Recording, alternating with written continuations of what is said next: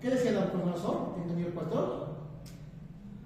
Que el Dios verdadero, el que hace lo que quiere en el ejército del cielo y en el ejército de la tierra. Ese es nuestro Dios. Es el Dios soberano que gobierna todo y maneja los hilos de la historia, levanta naciones, levanta reinos, levanta gobiernos, los destruye. ¿Se dan cuenta? Entonces tenemos que ver ese aspecto bien importante, o sea, el entorno histórico de una palabra, su tiempo. ¿En qué tiempo fue? En un evangelio, por ejemplo, ¿fue al principio del ministerio del Señor Jesucristo? ¿Fue en mitad del ministerio o fue al final del ministerio del Señor Jesucristo? Ese tiempo es bien importante. ¿Por qué?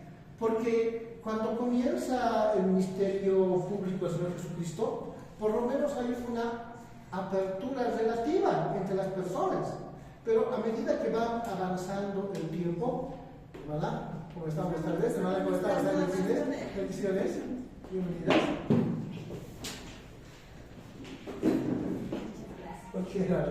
A medida que va avanzando el tiempo, ya la relación se va deteriorando. O sea que hay una oposición creciente entre el pueblo y el Señor Jesucristo. Cada vez van oponiéndose más y cada vez van siendo, sus nombres por favor hermanas, cada vez van siendo más agresivos. ¿Y cuánto más al final? Esa oposición ya se torna insoportable. Tanto así que ya el Señor Jesucristo evita llegar a Judá y prefiere estar por Galilea. ¿Ya? Es bien importante que conozcamos todos esos elementos. ¿Ya? Su propósito, hemos visto el propósito, ¿no ven? Por ejemplo, ¿cuál era el propósito de la tirada de parábolas? De las cosas perdidas. Que hay gozo místico. ¿Ya? ¿Por qué? Por un pecador que se arrepiente. ¿Se dan cuenta? Es un propósito, ¿no?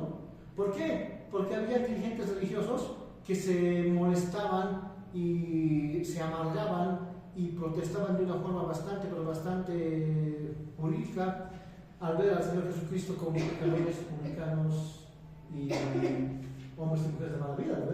Pero por eso el Señor, pues, viene por eso. Entonces, la aplicación, ¿ya? O sea, ¿qué quiso decir a las gentes de ese tiempo? ¿Y qué me dicen? ¿Qué me dicen? ¿Ya? ¿Qué me está diciendo? ¿En qué tengo que cambiar? ¿Cómo tengo que utilizar esta enseñanza en mi vida para que mi vida sea transformada y sea cambiada?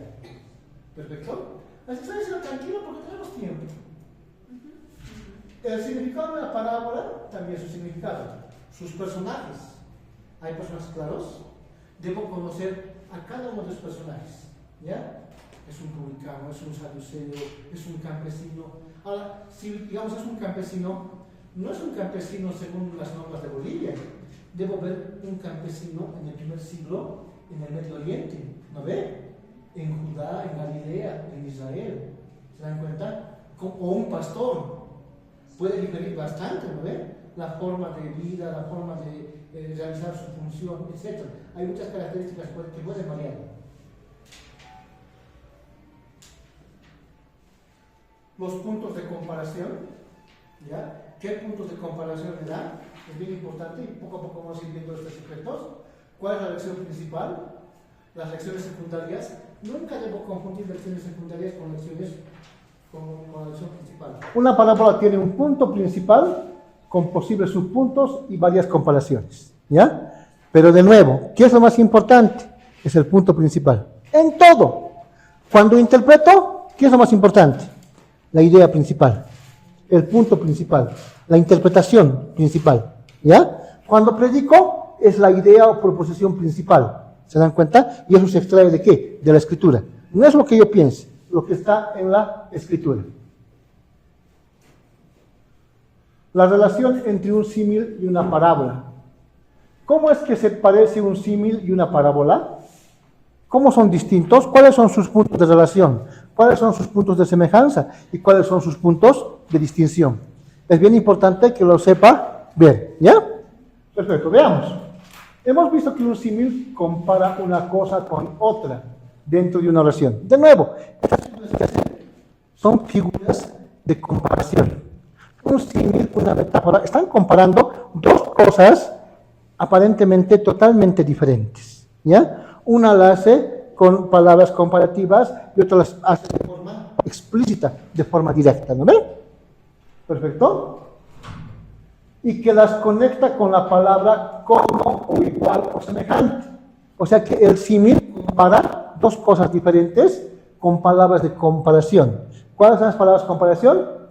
Como, semejante, ¿qué más? ¿Fuerte? Muy bien. O igual.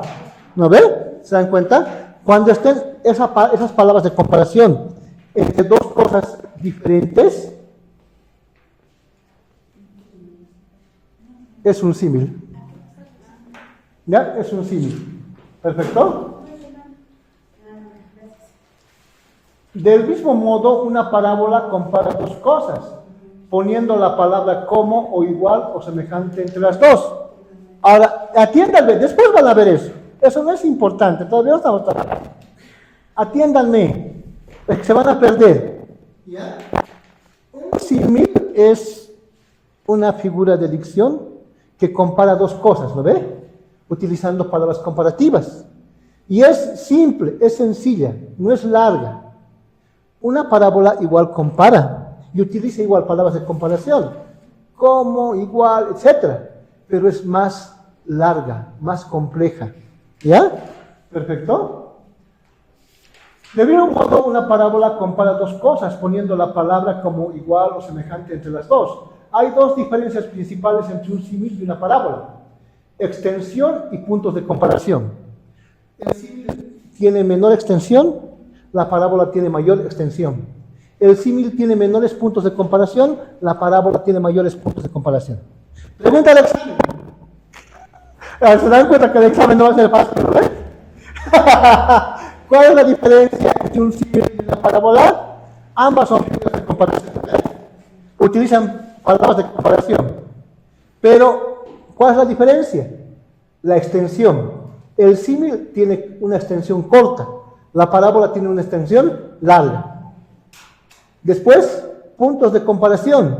El símil tiene puntos de comparación simples, reducidos o pocos, o pequeños, 2 máximo, mientras la parábola tiene más puntos de comparación, puede tener 4, 5, 3, etc. ¿Ya?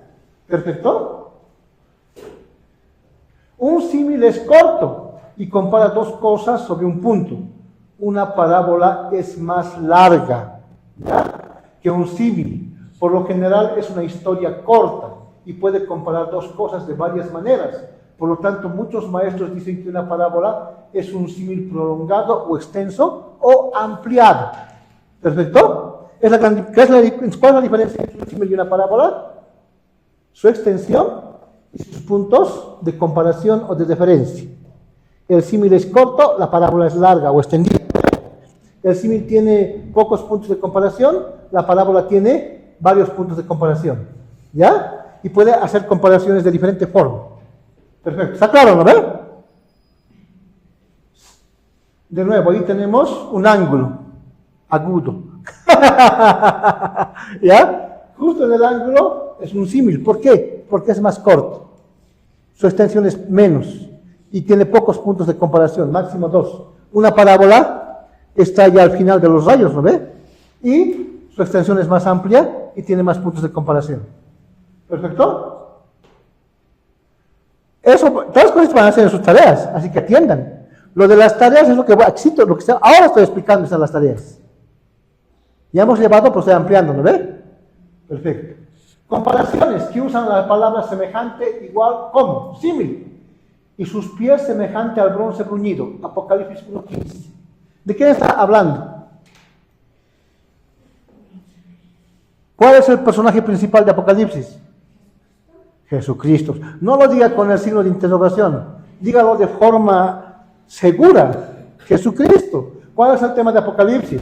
Puede que me digan la bestia, el falso profeta, las de bestia, ¿no lo ve? ¿Cuál es el tema de Apocalipsis? El Cordero vencerá. Cristo vencerá. Si Cristo vencerá, ¿de qué tienes miedo?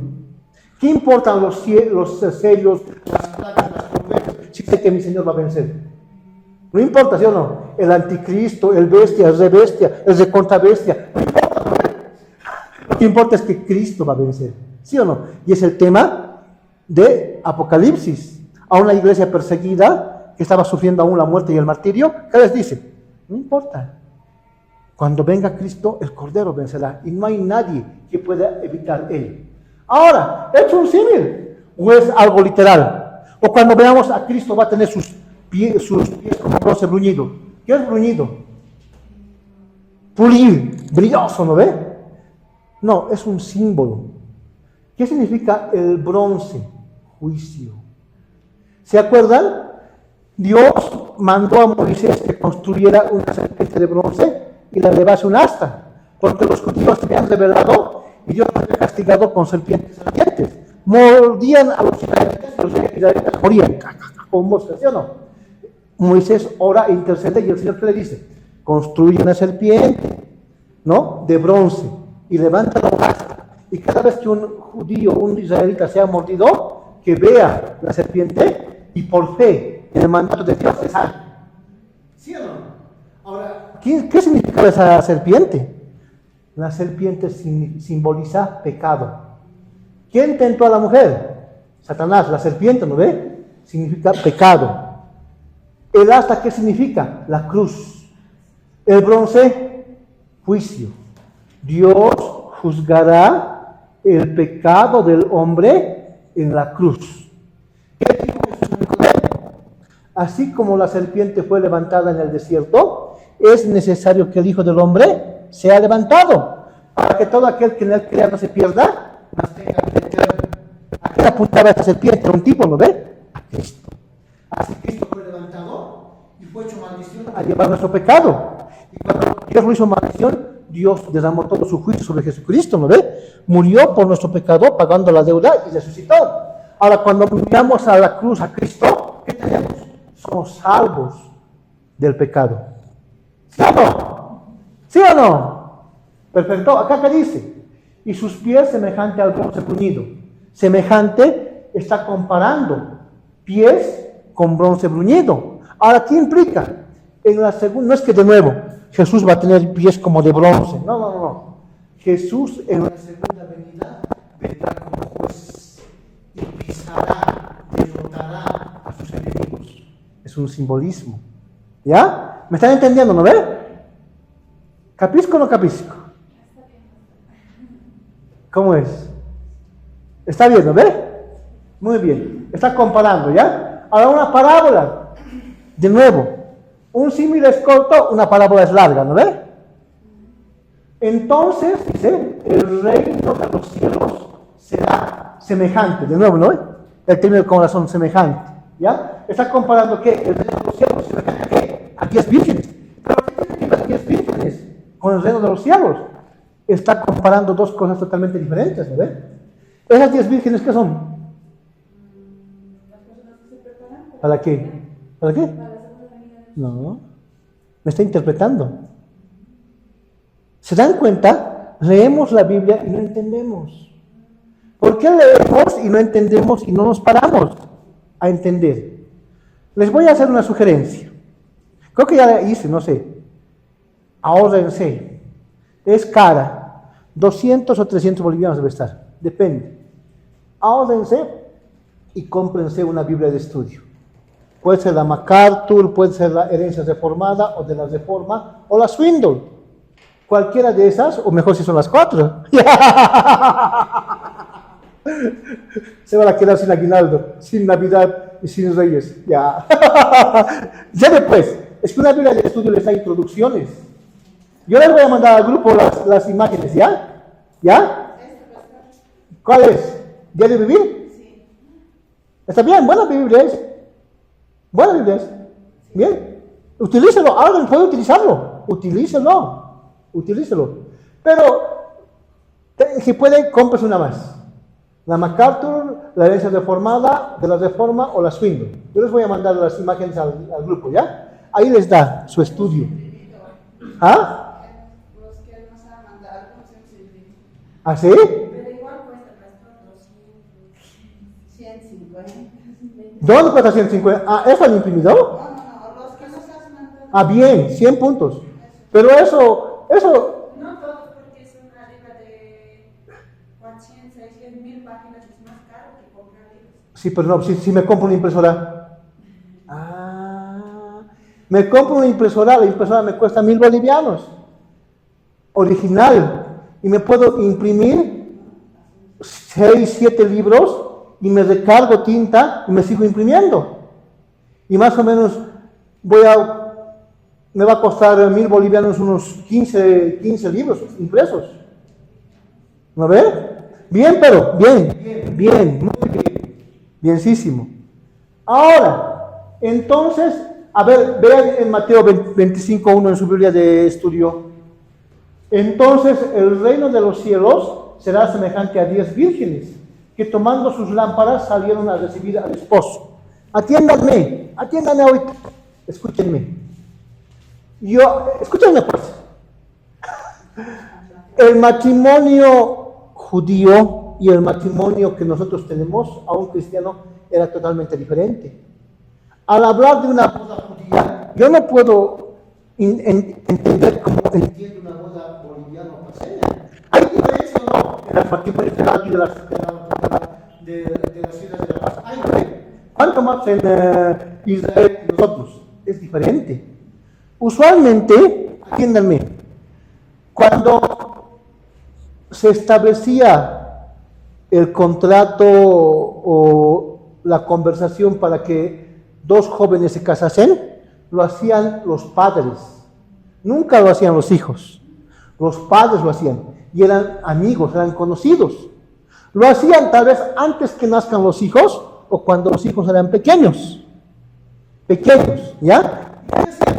Cuando llegue a la edad que mi hijo se case con tu hija, bueno, ¿sabes? Somos amigos, somos de una familia judía, claro que sí. Entonces ya establecían el acuerdo, ¿ya?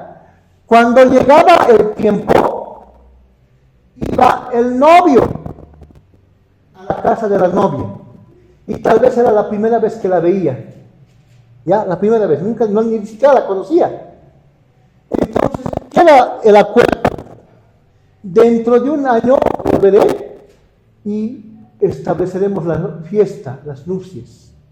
Mientras tanto, en ese año, yo voy a ir a construir la casa para que viva con mi esposa. El cazador, casa quiere, y dejará el hombre a su padre y a su madre y se unirá a su mujer. No solamente el varón, pero la mujer, ¿no? ¿Ya? Ya conozco ustedes. ¿Lo ven? Entonces, durante ese año se dedicaba a construir. Pero ya desde ese entonces, ya era como si fuera su esposa. Pero no había relación, no había unión sexual, no vivían juntos. Es en ese tiempo de ese año que se halló que María estaba embarazada. ¿Pero cómo? José no la conocía. No estuvo con ella. ¿Cómo? Seguramente esta malvada se ha portado mal. No, ¿verdad? No era. Y es el ángel que le dice, ¿no? No tengas miedo de tomar como mujer a María, porque lo que de ella es concebido por el Espíritu Santo, ¿no ve? ¿Se dan cuenta? Es en ese año. Hay muchas cosas que se abren cuando entiendo, ¿no ve? Cuando conozco. ¿Perfecto? Entonces, una vez que pasaba el año y ya estaba la casa construida, volvía el novio y volvía con sus amigos. Y sus amigos gritaban, ¡ya viene el novio! ¡Ya viene el novio! Y las vírgenes eran como las damas de honor. Rápido se vestían, tomaban sus lámparas porque era de noche. Y salían a buscar a la novia y a preparar a la novia. ¿Para qué? Para celebrar las fiestas de boda. De eso está hablando. Debo entender cómo entendieron los oyentes originales y debo llenarme de toda la cultura, ¿no ve? ¿Es muy diferente o no es muy diferente? Es totalmente diferente, pues. ¿Ya? De nuevo, entonces el reino de los cielos será semejante a 10 vírgenes que tomando sus lámparas salieron a recibir al esposo. Mateo 25:1. ¿Ya? Ahora, ¿cuál es la verdad de esa parábola? Cuidado que me digan, las 5 prudentes representan esto. Las prudentes son la iglesia que se va, las imprudentes son la iglesia que se queda. siquiera, nada que ver. Nada que ver. Nada que ver, nada que ver. ¿Ya? ¿Se dan cuenta? O sea, todo verdadero cristiano se va a ir. Los que no son cristianos son los que se van a quedar. Porque tú puedes ser cristiano, pero si no has nacido de nuevo, no has nacido. Tú puedes ser pecador, pero si no has nacido de nuevo, no has nacido. Puedes nacer en la iglesia, morir, casarte en la iglesia, tener hijos, ser pastor en la iglesia, morir en la iglesia y terminar en el infierno. Si no has nacido de nuevo. ¿Se han dado cuenta? Es lo importante. ¿Cuál es la verdad principal de la parábola de las 10 vírgenes? Que velemos, que estemos siempre atentos y preparados. Hoy puede venir Cristo, puede venir mañana, puede venir dentro de 100 años, pero nosotros debemos estar siempre expectantes y con esa ilusión de que hoy va a venir mi Señor. ¿Sí o no? Sin dejar mis responsabilidades y mis obligaciones. Eso es lo fundamental. ¿Ok?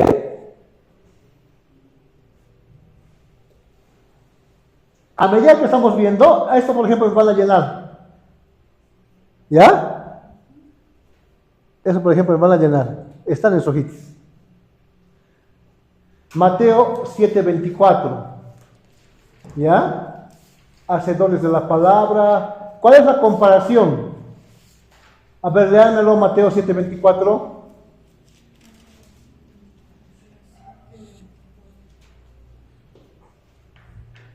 Amén, pastor. Adelante, hermano. 7:24. Cualquiera pues que oye estas palabras y hace, le compararé a un hombre prudente que edificó su casa sobre la roca. O sea, el hacedor de la palabra es como un hombre prudente que edificó su casa sobre las rocas, ¿no ve? Comparación. Acá en Mateo 13:31, el reino de los cielos es semejante al grano de mostaza. ¿Cómo está, hermana? Está comparando dos cosas diferentes. ¿Se dan cuenta? ¿Ya? En las secciones que faltan, atiéndanme pues, utilizando su Biblia, pero todavía no, van a llenar esos espacios, ¿ya? Como hemos llenado ahora. ¿No ven? Se ubican, ¿no? Ven el versículo y ¿cuál es la comparación? El punto A, el punto B. Son dos puntos de referencia. Acá, por ejemplo, en el 371, ¿cuál es el punto de referencia A? El reino de los cielos. ¿A qué es semejante el reino de los cielos? El punto de referencia B, al grano de mostaza. ¿Me entienden? Lo que hemos visto, 7:24. Aquel que oye y hace mi palabra es semejante a un hombre prudente que edificó su casa sobre la roca. Comparación A, hacedor de la palabra, ¿cómo? Comparación B, hombre prudente. ¿No ve? Aquí lo van a llenar, ¿ya? ¿Capisco? Les voy a permitir que trabajen en grupos de 2 o 3. Vamos a ver cuántos somos, ¿ya? ¿O quieren ser individualistas? Como son ustedes, son paseñas.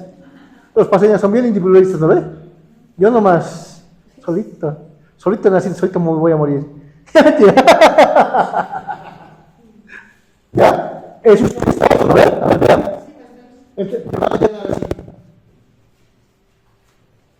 Por tanto, todo el que me oyó estas palabras ya las pone en práctica. Es como un hombre prudente que construyó su casa en la roca. Está comparando, ¿no ve? ¿Sí o no? A un hombre que oye y cumple o hace la palabra. ¿Y es semejante a qué? A un hombre prudente o a un hombre sabio. ¿Ya? ¿Perfecto? Es que las versiones pueden variar un poco en cuanto a palabras, ¿no ve? Pero es el mismo significado. ¿Y a qué compararé esta generación?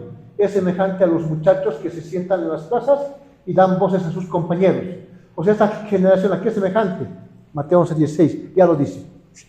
Voy a mandar las diapositivas. ¿He mandado o no he mandado?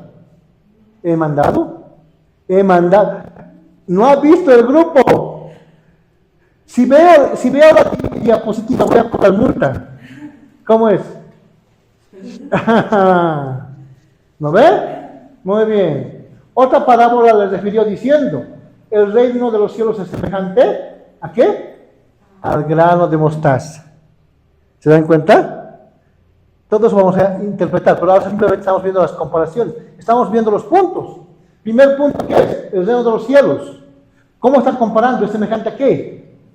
A un grano de mostaza. Puntos de referencia. Reino de los cielos, grano de mostaza. El tipo de comparación es semejante.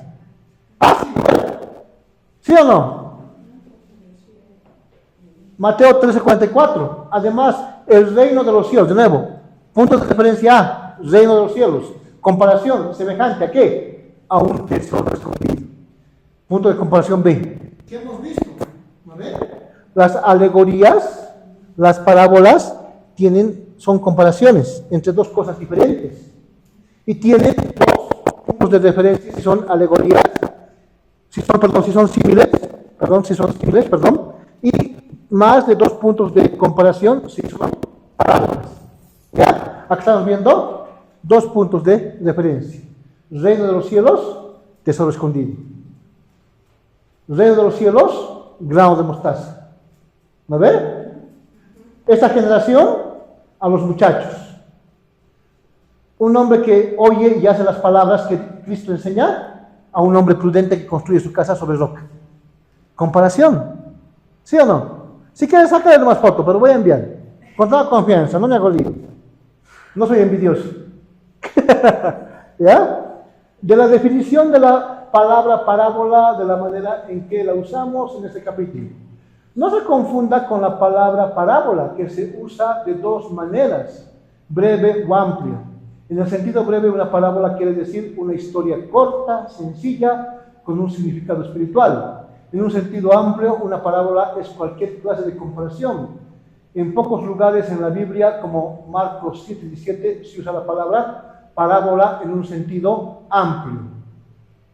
Y llamando así a toda la multitud, les dijo: oídme todos y entended.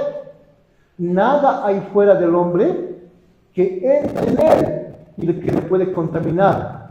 Pero lo que sale de él, eso es lo que contamina al hombre. Cuando se alejó de la multitud y entró en casa, le preguntaron a sus discípulos sobre la parábola. ¿Qué quiere decir ahí? Ustedes van a analizar los puntos de referencia. Por ejemplo, Yo puedo comer cualquier cosa. Es decir, no puedes comer cosas inmundas, no puedes comer sin lavarte las manos. Pero lo que como, ¿dónde se va? Al retrete o no, al excusado. ¿Sí o no? Cuando hago esto se va a ir, pues, me contamina. ahora como quedamos con dolor de panza, con un ácido de coca se pasa, ¿sí o no? Pero ¿qué es lo que contamina al hombre? El corazón. ¿Cómo está tu corazón? De la abundancia de la boca habla la boca, pero de la abundancia del corazón habla la boca. ¿En qué abunda tu corazón? ¿En qué abunda? ¿Te entiendes? ¿Está? Nos falta, ¿lo ve? ¿Sí o no? O sea, por ejemplo, a mis alumnos les digo: ustedes son boca sucia, su corazón está lleno de mugre, parecen baños públicos su corazón. Pero es verdad, pues, ¿sí o no? Porque sus palabras simplemente reflejan lo que hay en su corazón, ¿no ve? ¿Sí o no? Ahora ustedes, díganme, ¿qué está comparando? Ustedes tienen que ir viendo, ¿ya? Discernir el entorno histórico y literario de una parábola. De nuevo, ¿en qué circunstancias se narró la parábola? ¿Qué estaba ocurriendo o qué ocurrió anteriormente? Atiéndanme. ¿Qué ocurrió anteriormente o qué está ocurriendo? ¿Contexto inmediato o mediato? ¿Versículos antes o después? ¿O capítulos antes o después? Todo eso tienen que ir viendo para poder entender. ¿Se dan cuenta? ¿Para qué? Para que entiendan por qué el Señor ha narrado esta parábola. ¿Por qué ha contado esta parábola? ¿Qué ocurrió? ¿A quiénes está confrontando, está enseñando o está exhortando con esta parábola? ¿Sí o no? ¿Y qué está queriendo enseñar? ¿Y cuál es la aplicación? Todos tienen que ir viendo, ¿ya? Perfecto. Para examinar el entorno de una parábola, analice tres cosas. el tiempo, la razón y la aplicación. ¿En qué tiempo? Por ejemplo, en los evangelios, al inicio del ministerio del Señor Jesucristo, en la mitad del ministerio del Señor Jesucristo o al final del ministerio del Señor Jesucristo. ¿Ya? De nuevo, lo que está ocurriendo, ¿cuándo ha ocurrido? Cuando el Señor Jesucristo estaba comenzando su ministerio de enseñanza, cuando estaba al medio o cuando estaba finalizando cerca de la cruz. Tienen que ver en qué tiempo fue. ¿Me están entendiendo? ¿Sí? ¿Cómo es? ¿No mucho? Por ejemplo, el Señor Jesucristo fue bautizado.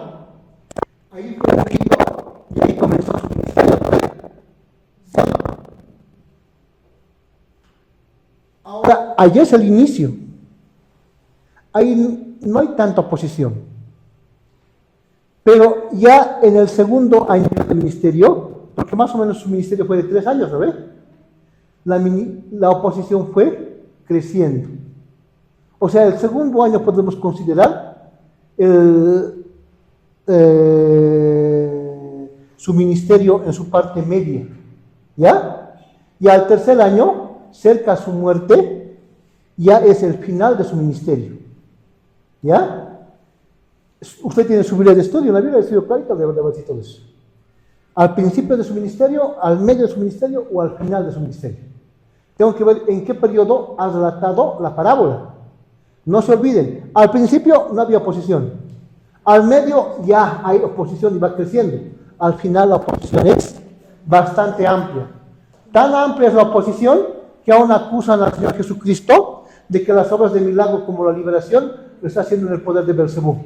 O sea, en el poder de Satanás. O sea, la oposición ya es grande, es insostenible. ¿Perfecto? Muy bien. El tiempo, la razón, ¿por qué narró esa parábola? ¿No ve? ¿Por qué narró? ¿Por qué narró la parábola de las cosas perdidas? No, ¿qué quiso decir? ¿Por qué narró? Hemos visto la anterior sábado eso. ¿Por qué narró la parábola de la moneda perdida? De la oveja perdida y del hijo pródigo perdido. ¿Por qué narró esas 3 parábolas?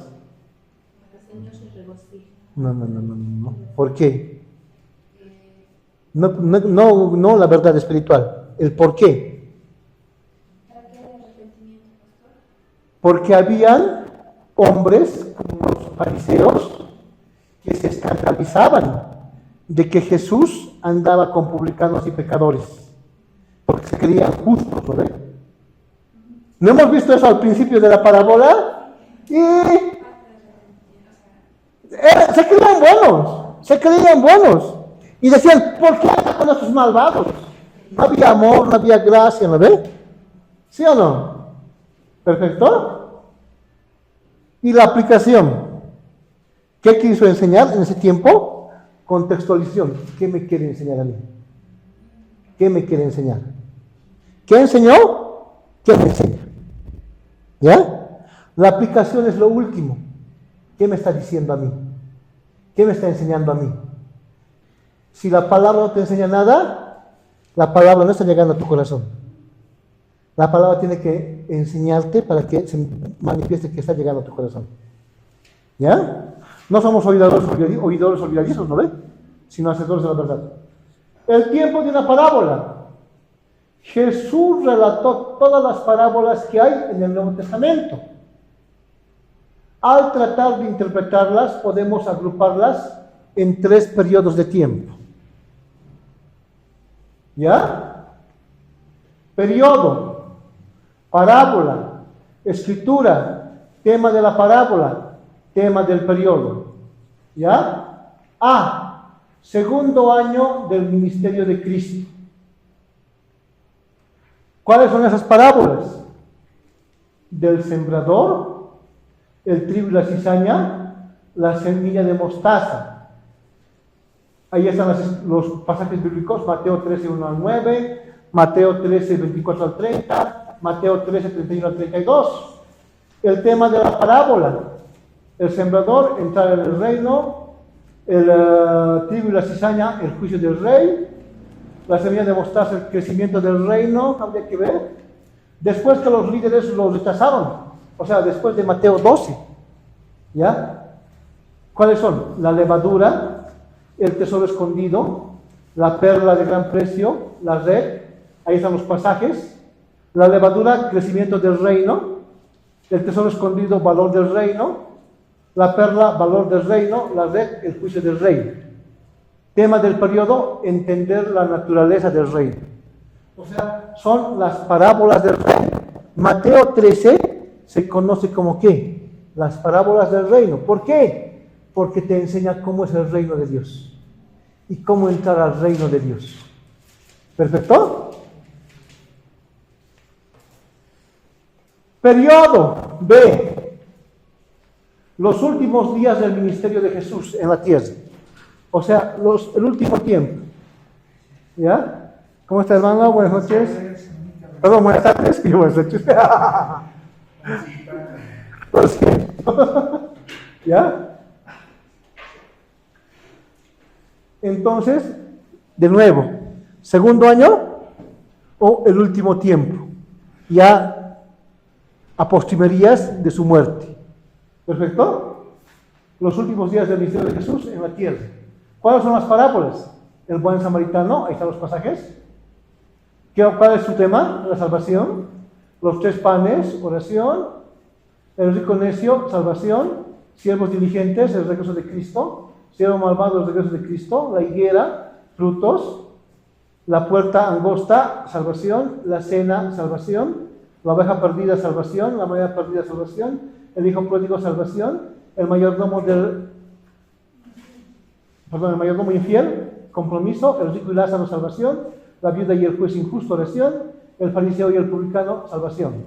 Tema del periodo: encontrar salvación al entrar al reino y permanecer comprometidos con el rey. ¿Ya? Tienen que ver en qué periodo se ha escrito esa parábola. Ahora el periodo C, 3 periodos. Segundo año, ¿ya? Cuando ya comenzó el rechazo, la oposición, cerca a su muerte, y la semana de la pasión.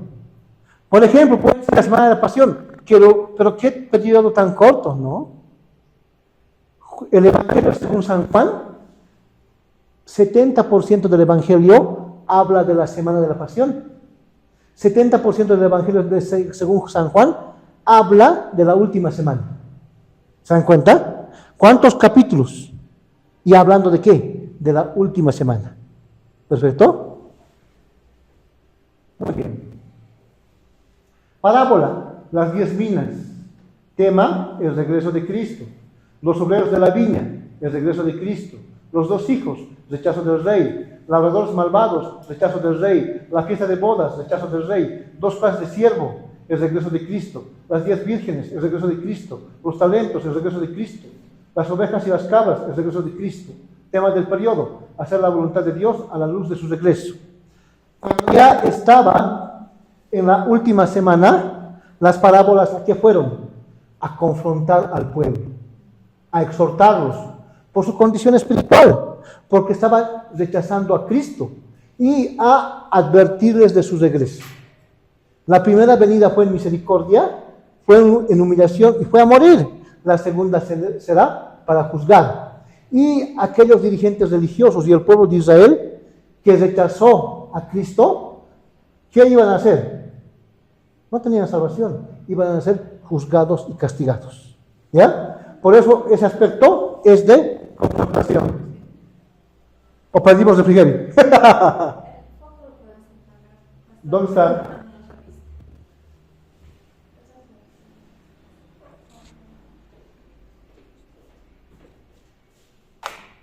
¿Está bien? Súper.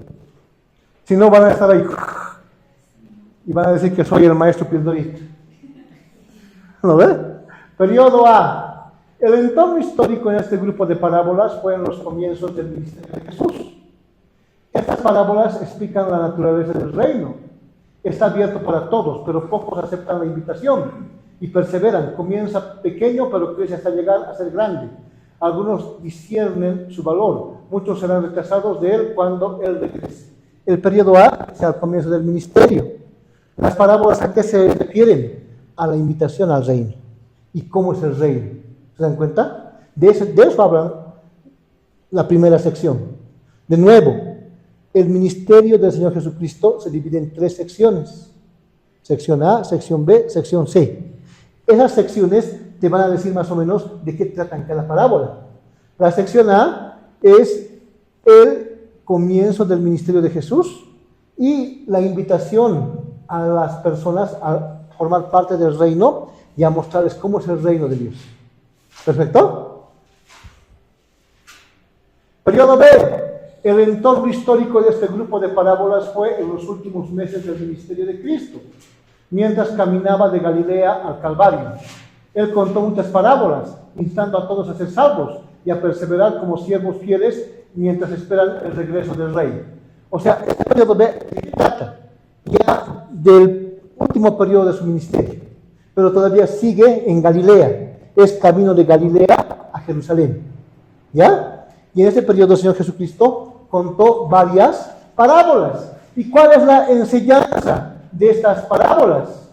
A que realmente acepten el reino, que sean salvos, que puedan entrar. Voy a mandar diapositivas, ya he mandado, ¿ya? Que puedan entrar al reino. ¿Se dan cuenta? Aunque el rechazo es cada vez mayor hacia el reino de Dios. Y advertirles del inminente retorno de quién? Del rey. Pero periodo C. El periodo C ya se trata de la última semana, la semana de la pasión. ¿Ya? El entorno histórico de este grupo de parábolas fue en la semana anterior a la crucifixión. Es desde que entra a Jerusalén.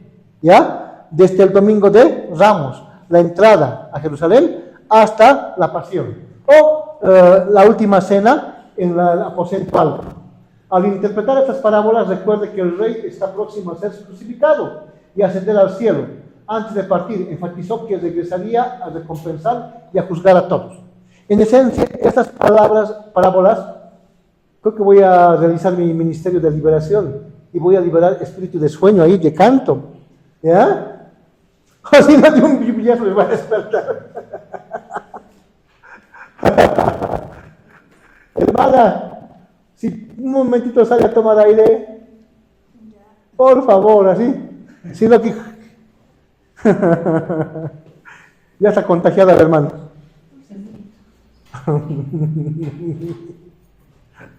¿Ya?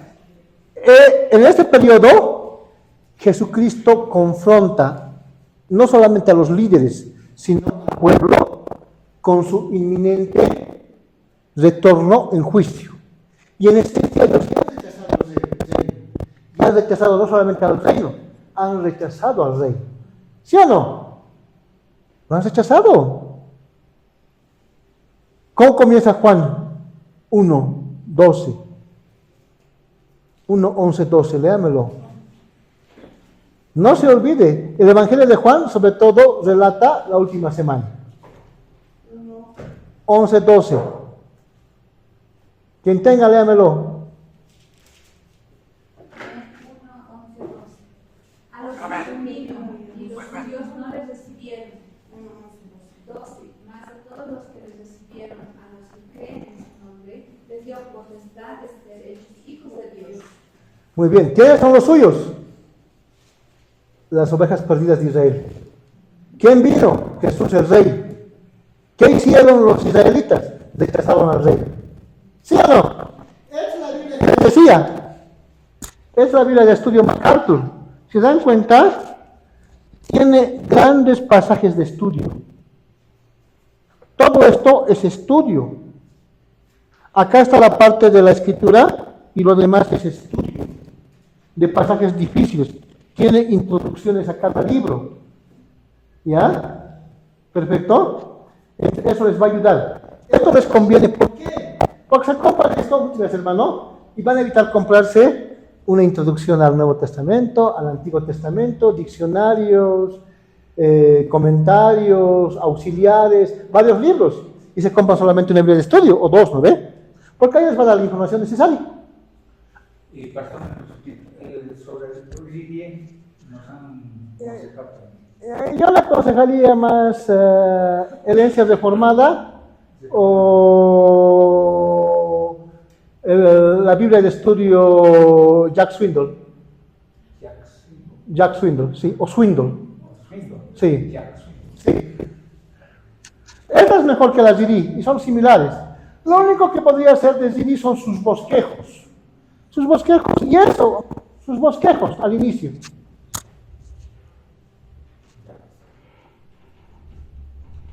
Ahora, espérenme un segundo. Es esta. Esta Biblia, esta aplicación, My Bible, tiene esta Biblia de estudio y tiene otras Biblias más. En el celular pueden instalarse esta aplicación y está esta Biblia y otros comentarios más. ¿Con qué nombre está? My Bible, My Bible. en inglés, o sea, mi Biblia. Ajá. Esto es para ver, y pueden descargar, hay otros comentarios, diccionarios, hay todo. Ah.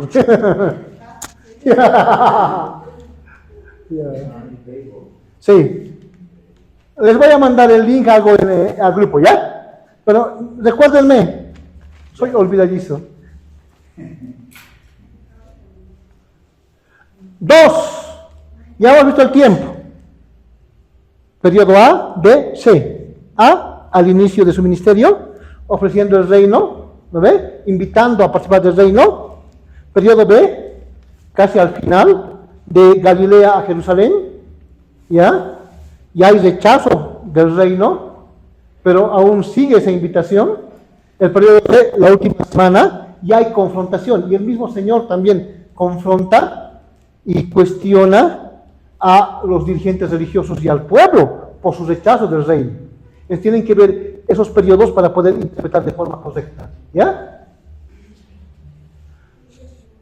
¿Cuál es la razón o propósito de una parábola? ¿Por qué? De nuevo, ¿cuál es la razón? Siempre hay una razón, siempre hay un propósito. Nada es sin propósito, nada está por demás en la Biblia, ¿ya? Veamos. Segundo, después que sepa el tiempo en que Cristo relató una parábola, ponga atención a la razón u ocasión que la parábola tuvo, o para la parábola. A veces una parábola es presentada por una pregunta, un problema o una acción. Puede ser una pregunta, un problema, una acción, para confrontar un error práctico, un error de conducta, para confrontar una doctrina, etcétera, ¿ya? Para responder una pregunta, etc. ¿Ya? O por una acción impropia o propia. Esa introducción explica la razón para la parábola. Por ejemplo, suponga que usted está tratando de interpretar la parábola de los obreros de la viña. Mateo 20, 1 al 16. Abran sus Biblias en Mateo 20, 1 al 16. ¿Ya? Justamente antes de esta parábola, el joven rico se apartó de Jesús con tristeza. No estaba dispuesto a dejar sus riquezas para seguir a Cristo. Pedro habló y le recordó a Jesús que los apóstoles habían dejado todo para seguirle. Luego Pedro preguntó qué premio recibirían los apóstoles por seguir a Jesús. 20, 1 al 16. Mateo 20, 1 al 16. El Señor dijo que se sentarían en 12 tronos y que recibirían 100 veces más de lo que habían dejado. Pero Jesús dijo que muchos que son los primeros serán los postreros y los postreros serán los primeros. ¿Ya? Mateo 19:30. 19:30. Sí. Adelante. Dice, pero muchos primeros serán postreros y postreros primeros. ¿Quiénes son los primeros? Supuestamente en el reino. ¿Ah? Los últimos. No. ¿Quiénes son los primeros supuestamente en el reino? ¿Qué dijo Jesús cuando una mujer sirofenicia le pidió que liberase a su hija, que estaba poseída? No había visto tanta fe. No. Que no había venido, que solo había venido a las ovejas perdidas de Israel, no a los pecillos. ¿No ve? O sea, no a los gentiles. Ella era sirofenicia. de la misma nacionalidad de Jezabel. Los fenicios inventaron la cruz, los romanos perfeccionaron la cruz. Y cuando esta mujer le pide, no era judía, era gentil, ¿ya? Que sale a su hija que le dice, no, yo no he venido para los perdidos, yo he venido para la casa perdida de Israel. ¿Y qué dice la mujer? Aún los perdidos se alimentan de las migajas de la mesa de sus amos, ¿no ve? Y realmente alaba su fe y libera a su hija, ¿no? ¿Se dan cuenta? ¿Para quién es el reino? ¿Quiénes son los primeros en el reino? Los judíos. ¿Pero qué dijimos? A medida que pasaba el tiempo, los judíos rechazaban más el reino y al rey. Cada vez la oposición. Al principio del periodo A no había oposición, la imitación al reino. En el periodo B ya la oposición se estaba haciendo y se estaba incrementando. ¿No ve? Entonces sigue la invitación al reino, pero también se anuncia la segunda venida de Cristo. En el periodo C ya el rechazo al reino y al rey es evidente. Entonces Jesús los confronta ya no los invita al reino, ya no hay las puertas abiertas al reino. Por eso los primeros serán posteros y los posteros serán primeros. Los primeros serán últimos, los últimos serán primeros. ¿Quiénes serán los últimos? Los perdidos, los no judíos, los gentiles. Por eso narra esta parábola. ¿De qué? De los obreros de la viña. ¿No ve? Pastor, nos referimos como en la cruz murió con 2 pesos, ¿no ve? ¿Se arrepintió a ese más o menos? No, gentil son todos los no judíos. Usted es gentil, yo soy gentil. Los romanos son gentiles, los griegos son gentiles, son todo aquel que no es judío. ¿Ya? En ese tiempo, en los tiempos del Señor, la raza humana se dividía en 2 grupos, judíos y gentiles, judíos y no judíos. Los primeros son los judíos, los israelitas. ¿Ya? Los no judíos son los posteros. Pero al final en la iglesia, ¿quiénes están primero? Los gentiles. Es lo que reclama, pues. A medida que el evangelio va llegando a lugares que no son judíos, que son gentiles, los gentiles reciben el evangelio y nacen de nuevo, y los judíos lo rechazan. Pablo, ¿qué dice? En Romanos 9:10. ¿Has rechazado a tu pueblo? ¿Has dejado de lado? ¿Los has cambiado por los gentiles? ¿Se dan cuenta? Perfecto. Por eso narra esta parábola. A ver, Mateo 21:16. Véanlo. 21:16. al 16. Fuerte. Porque el reino de los cielos es semejante a un hombre, padre de familia, que salió por la mañana a contratar obreros para su viña, y habiendo convenido con los obreros en un denario al día, los envió a su viña, sabiendo de cerca de la hora tercera del día vino a otros que estaban en la plaza desocupados y les digo, usted también vosotros a mi viña, y os daré lo que sea justo. Y ellos fueron. Salió otra vez cerca de las horas sexta y novena, e hizo lo mismo, y saliendo cerca de la hora 11ª, halló a otros que estaban desocupados. Y les dijo, ¿por qué estáis aquí todo el día desocupados? Le dijeron, porque nadie nos ha contratado. Él les dijo, id también vosotros a la viña, y recibiréis lo que sea justo. Cuando llegó la noche, el señor de la viña le dijo a su mayordomo, llama a los obreros y págales el jornal, comenzando desde los postreros hasta los primeros. Y al venir los que habían ido cerca de la hora 11ª, recibieron cada uno un denario, y al venir también los primeros pensaron que habían de recibir más, pero también ellos recibieron cada uno un denario. 11. Y al recibirlo, murmuraban contra el padre de familia, diciendo: estos postreros han trabajado una sola hora y los ha hecho iguales a nosotros. Los hemos soportado la carga y el calor del día. Él respondiendo dijo a uno de ellos: amigo, no te hago agravio, no conveniste conmigo de un denario. Toma lo que es tuyo y vete, pero quiero dar a este postrero como a ti. No me es lícito hacer lo que quiero con lo mío. ¿O tienes tú envidia porque yo soy bueno? Así los primeros serán postreros y los postreros primeros, porque muchos son los llamados, más pocos los escogidos. Muy bien. ¿Qué nos narra en Mateo 19 en el contexto inmediato? Nos narra, por ejemplo, a ver, vean los subtítulos. ¿Qué narra el capítulo 19 de Mateo 19?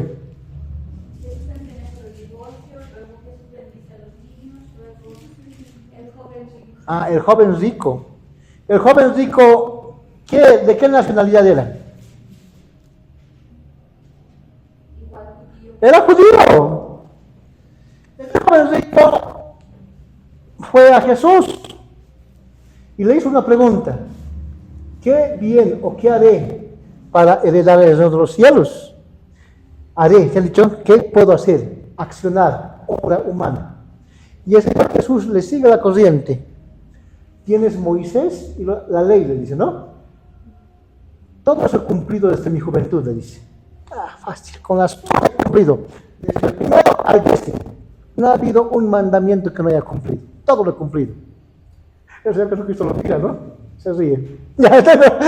¿Ya? Una cosa te falta, le dice, ¿no?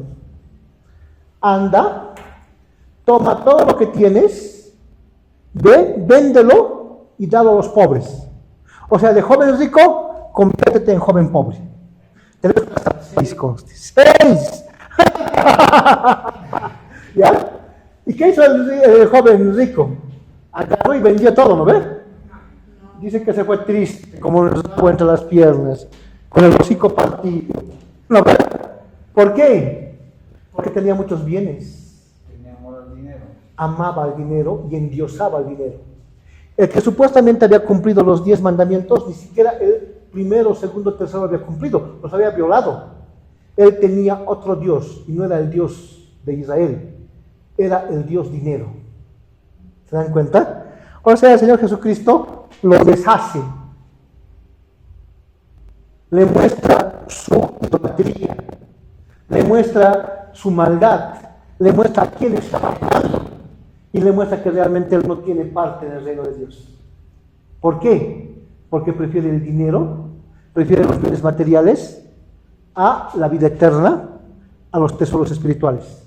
¿Qué dijo? ¿Dónde está tu tesoro? Ahí está tu corazón. Si en la tierra está tu tesoro, ¿dónde está tu corazón? Si está en el cielo, ¿dónde está tu tesoro? ¿Seguro? Pero ya, cuidado después. Cuidado que estés sembrando y cosechando, ¿ya? Plata. ¿Sí o no? Ahora, ¿se dan cuenta? Los judíos van rechazando el reino y van rechazando al rey. Es un ejemplo. Es un ejemplo. Y acá esta parábola, ¿qué les cuenta? De un hombre rico que tiene campos y contrata jornaleros. Un jornalero ganaba un denario, ¿no ves? Era el trabajo de un día. Entonces contrata un jornal, un día para trabajar en los campos. Pero los jornaleros van llegando hombres a diferentes horas. 9 de la mañana, 10, 12, 3 y por último las 9, 4, ¿se dan cuenta? ¿Y qué ocurre? Cuando termina el tiempo del jornal, el señor dueño de los campos comienza a pagar y comienza con los últimos y les da un denario, el trabajo de un jornal. Pero con los primeros que esperaban que les duplique, les paga lo mismo. Y están molestos, ¿no? ¿Cómo es posible? Nos todo el día hemos bromeado y es que vienen una hora ganan lo mismo. Pero al final, si yo contrato y yo pago con mi dinero y yo estipulo cuánto te pago, depende de mí, si yo quiero le pago a él más que a vos, porque es mi dinero, es mi trabajo y son mis trabajadores, ¿no? ¿Se dan cuenta? ¿Quiénes son los primeros jornaleros? Los judíos. Pero ¿quiénes reciben el mismo salario, la misma remuneración, la misma bendición? Los posteros, los que llegaron al último. ¿Se dan cuenta? ¿Por qué? Porque los judíos no buscaban a Dios por ciencia, sino por obras. ¿Cómo? Y esas obras eran obras hipócritas, obras superficiales, porque un hombre puede cumplir la ley. Y la ley tampoco ha sido dada para que se cumpla. ¿Cuál es el propósito de la ley? Eso, porque por la ley viene el conocimiento del pecado. La ley me muestra que soy pecador, pero no me da la cura, no me da el remedio, solo me muestra mi verdad. Y me muestra quién me puede salvar. ¿Quién me puede salvar? Cristo. Cristo. Tenemos que ver el propósito, tienen que ver el contexto, en qué circunstancias, cuál es la verdad espiritual, que los postreros serán primeros y los primeros serán postreros, y la salvación es igual para todos, primeros o postreros. La salvación es por gracia, por medio de la fe en Cristo. Y como judíos y gentiles forman parte del pueblo del nuevo pacto de la iglesia, por fe en Cristo. ¿No ven?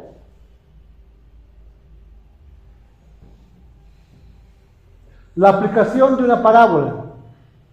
De nuevo. Ya hemos visto, ¿no ve? Ahora la aplicación. De nuevo, ¿qué es la aplicación? Una vez que he interpretado y he hallado la verdad, debo ver qué me dice, qué me enseña, qué me está mostrando, qué me está pidiendo que cambie, qué me está pidiendo que haga. La palabra es viva. La palabra exige cambios profundos, no superficiales. Tercero, después que sepa el periodo de tiempo y la razón de una parábola, vea si existe una aplicación, un resumen o conclusión que siga a continuación de la parábola. Por ejemplo, luego de cada parábola de Lucas 15 hay una aplicación. Lucas 15 declara que los fariseos se quejaban diciendo que Jesús recibía a los pecadores y comía con ellos. La aplicación, una corta declaración después de la parábola, enfatiza una verdad dada. Los ángeles y el Padre se regocijan cuando un pecador se arrepiente. Por lo tanto, Jesús los guía al arrepentimiento. Entonces, ¿cuál es la aplicación?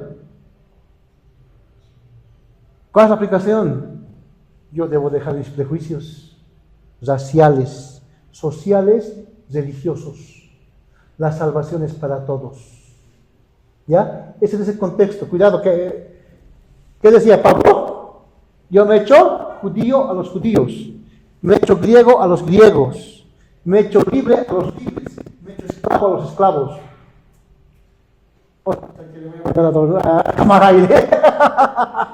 ¿Qué implica? Por ejemplo, la iglesia es católica. ¿Qué significa católica? Universal. El evangelio y la iglesia son universales. No es solo para los judíos, es para los judíos y gentiles. No es solamente para los ricos, es para los ricos y pobres. No es solamente para los libres y esclavos, es para todos el evangelio.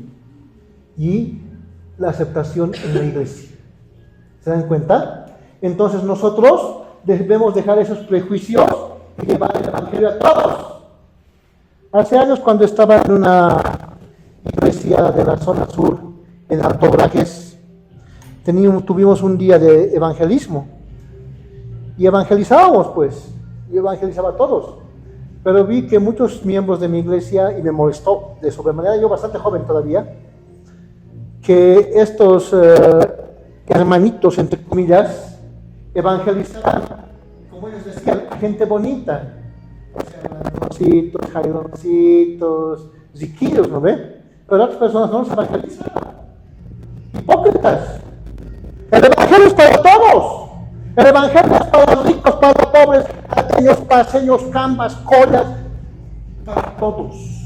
masistas, pititas, lo que ustedes quieran. El Evangelio es para todos, sin discriminación. Todos necesitamos del Evangelio. Eso nos enseña. ¿Ya? Eso nos enseña. Las palabras que hemos perdido. ¿Ya? Tenemos que llevar el Evangelio y proclamar las buenas nuevas como el Evangelio de Cristo. Porque hay regocijo en los cielos cuando un pecador se salva. ¿Sí o no? ¿Perfecto? No por el pecador, sino porque es la gloria a Cristo y a Dios. La gloria es para Cristo, no para nosotros. Para Cristo. ¿Sí o no?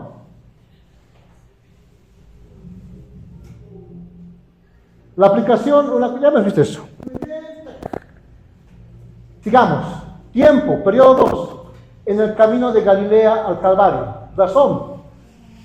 Porque los líderes judíos se quejaban de que Jesús recibía a los pecadores y comía con ellos. Lucas 15, 1 al 3. De nuevo léamelo Lucas 15, 1 al 3. Es lo que hemos visto el anterior sábado. Pero ustedes todavía no me están siendo muchos. Léanmelo. 15, 1 al 3.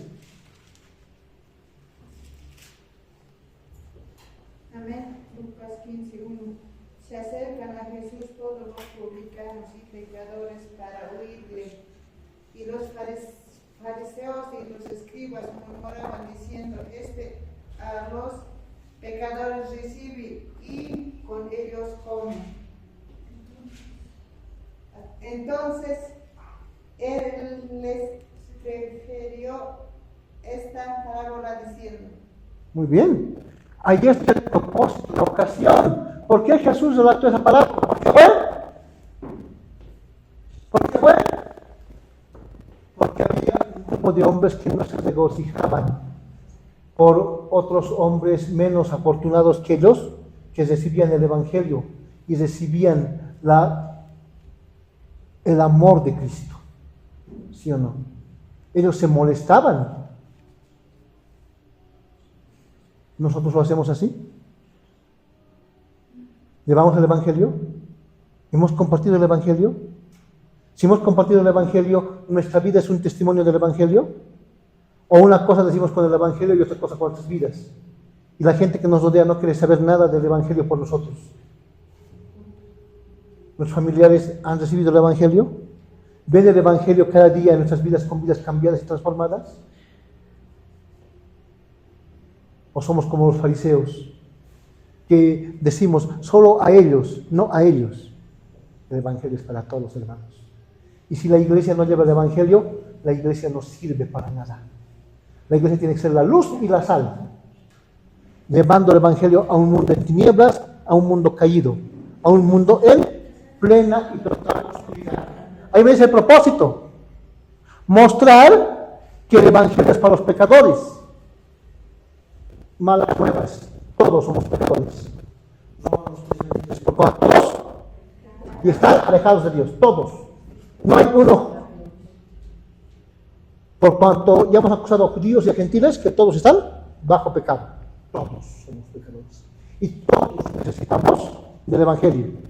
¿Se dan cuenta? Y ahí contó, hemos visto la moneda perdida, la oveja perdida y el hijo pródigo o el hijo perdido. Ahora, ¿cuál es la aplicación? Gozo en el cielo. Gozo en el cielo. Gozo en el Padre. ¿Cuándo? Cuando un pecador se arrepiente. Perfecto. ¿Cuál es la verdad central? ¿Cuál es la verdad central?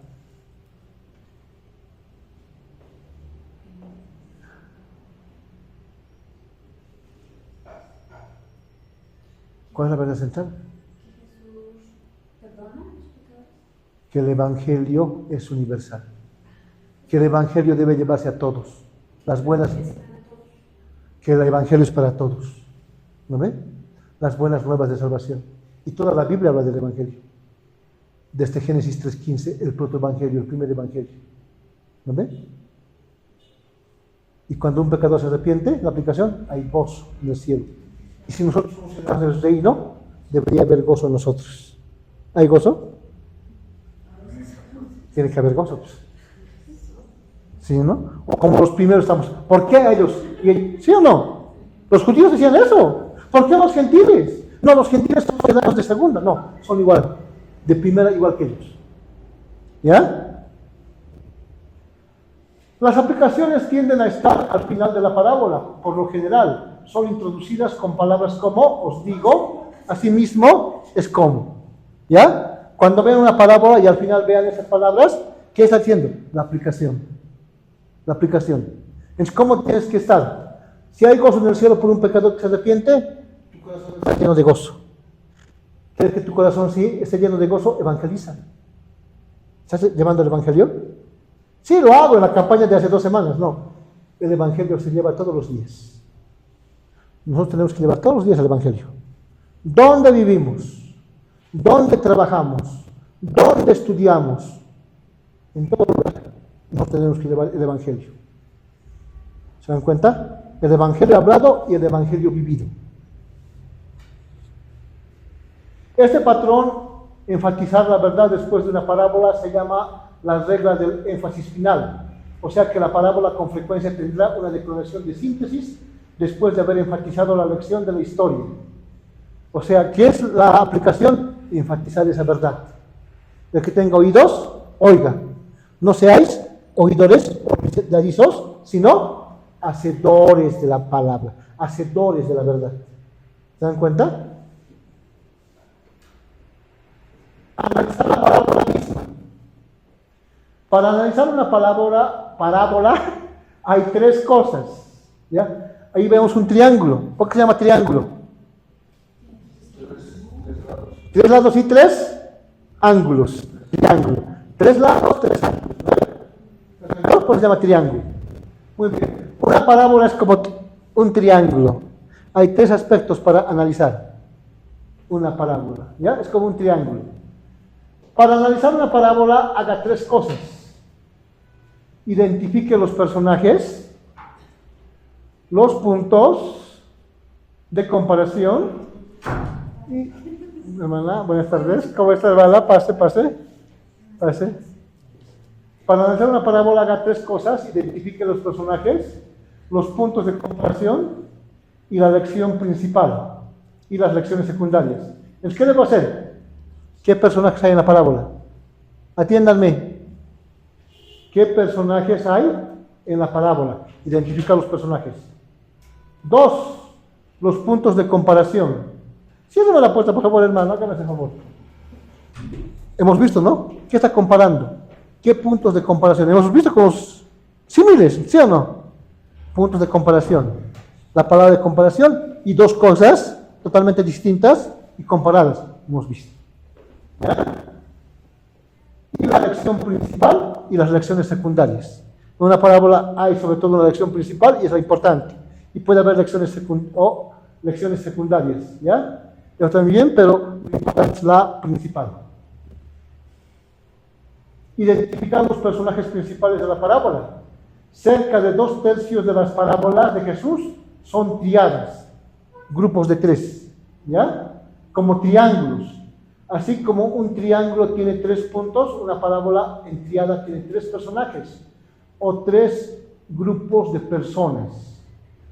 Siempre tiene un amo, el sabio y el necio. Ya casi siempre. Una triada. ¿Ya? Los personajes. El amo, el sabio, el necio. En cada punto del triángulo. En cada vértice está, ¿no ve? ¿Ya? 2/3 de las parábolas tienen esta estructura o esta forma. El punto A. En la parte superior del triángulo triada, por lo general, es un amo. Rey, padre, pastor. En unos pocos casos, como la parábola del buen samaritano, hay 3 grupos: el herido, el misericordioso y los despiadados. ¿Ya? Aunque en la parte superior no hay un amo que se relacione con los grupos contrastantes en la parte inferior del triángulo. El punto B es una persona o grupo que es sabio, fiel, obediente, bueno en cierta manera.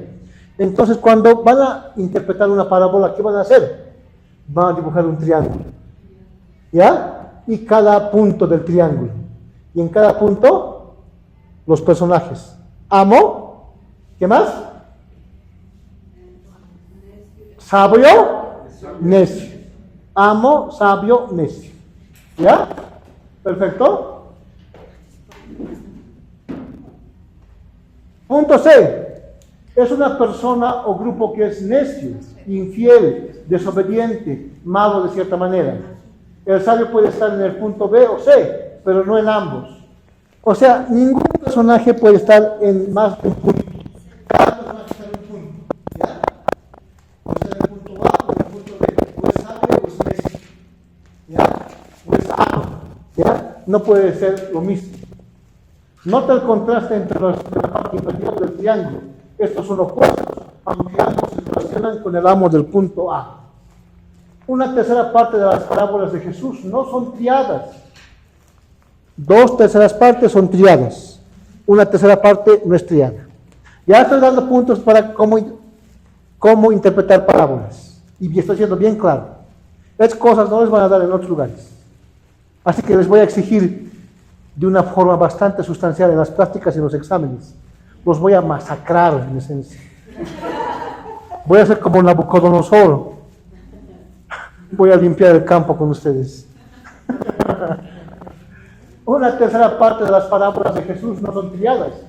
Estas o tienen dos personajes opuestos o son parábolas con un solo personaje. ¿Ya?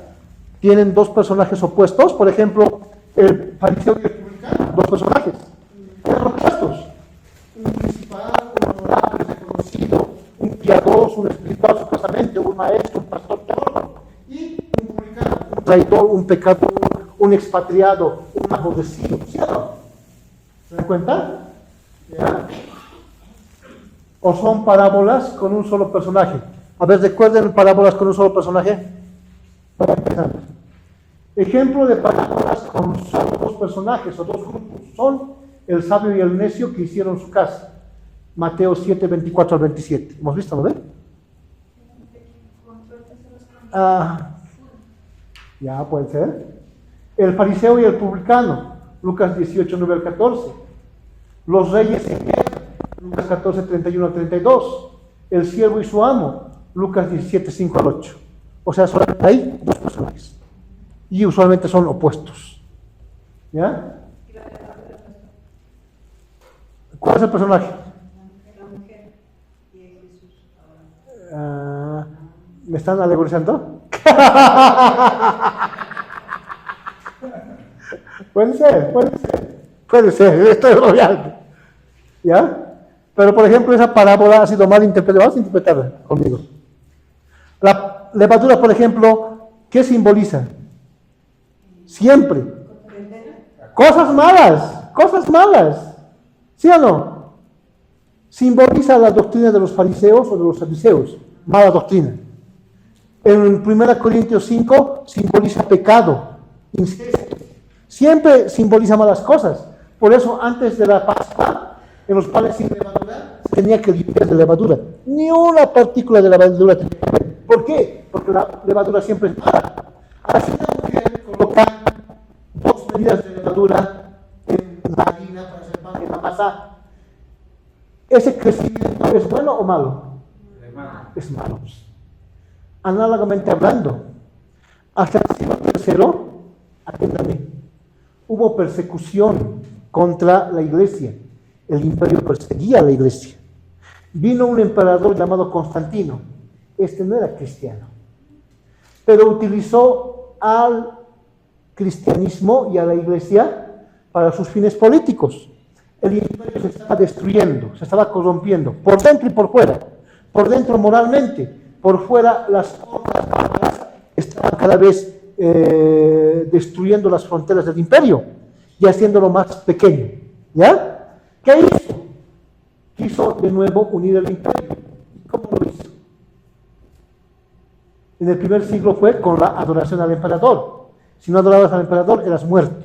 Los cristianos no adoraban al emperador, porque Kaiser no es Kyrios, no es el Señor. Solo Cristo es el Señor. Y morían por eso. Pero en el siglo III quisieron unir el imperio mediante la iglesia cristiana, oficializando el cristianismo. ¿Ya? Un emperador pagano cesó con el edicto de Milán las persecuciones. y oficializó el cristianismo. ¿Qué ocurrió? Las masas en grupos se bautizaron.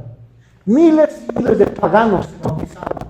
Los sacerdotes de las religiones paganas se bautizaron y fueron sacerdotes de la Iglesia de Cristo. ¿Por qué? Para no perder sus beneficios. ¿Hubo o no hubo crecimiento? Hubo crecimiento, pero un crecimiento malo. ¿Sí o no? La levadura entró y la levadura hizo crecer, pero de una forma mala, con paganos dentro de la iglesia. O sea, las parábolas del reino también te muestran un mapa de la historia de la iglesia. Así que tienes que conocer la historia de la iglesia. ¿Qué hay que conocer? ¿No ven? Hay que conocer Todo. Así que Estoy después, 8 horas diarias de estudiar. No estoy bromeando. ¿Ya? Constantino dijo, ¿no, pastor? Sí. Les voy a pasar el libro para que lo lean. Hay un libro que es bien ameno, no es pesado. Se llama Historia del Cristianismo de Justo González. Y es bien sencillo de leer. Está en 2 tomos. Y va desde Cristo, Pentecostés, hasta nuestros días. Toda la historia de la iglesia. Les voy a pasar. Sí. Y lo van a imprimir. Mejor si se compra la impresora. El que pasaba es más económico. ¿En serio? Nieto de Justo González. Sí, Historia del Cristianismo. Tomo 1, tomo 2. Pero el pastor nos va a dar copia o nos va a mostrar más. No, les voy a pasar en PDF y ustedes hacen imprimir. O se imprimen. En el grupo les voy a pasar, así como se pagan tantos libros. ¿Ok? Ejemplos de parábolas con solo un personaje son la semilla de mostaza y la levadura. Tranquilidad, tranquilidad. Mateo 13, 17 al 21. El tesoro escondido y la perla de gran precio. Mateo 13, 44 al 46. El hombre que construye una torre. Lucas 14, 28 al 30. Sin ver el costo, ¿no ve? Son parábolas con un solo personaje. Con esto ya tienen todo el chanchullo. Aparte les he enviado un PDF y un libro así de gordo, que son sobre figuras. Todo en la Biblia donde hay símiles, metáforas, parábolas, ¿sí o no? Les he enviado. Les he enviado y está ahí. Vean. Conste. La siguiente quiero verla ahí con su libro gordo de pequete. Son hartas horas, pastor. Sí, así va a salir. Sí, así siempre. ¿Está bien? Lectura sencilla. Una semana se lee eso.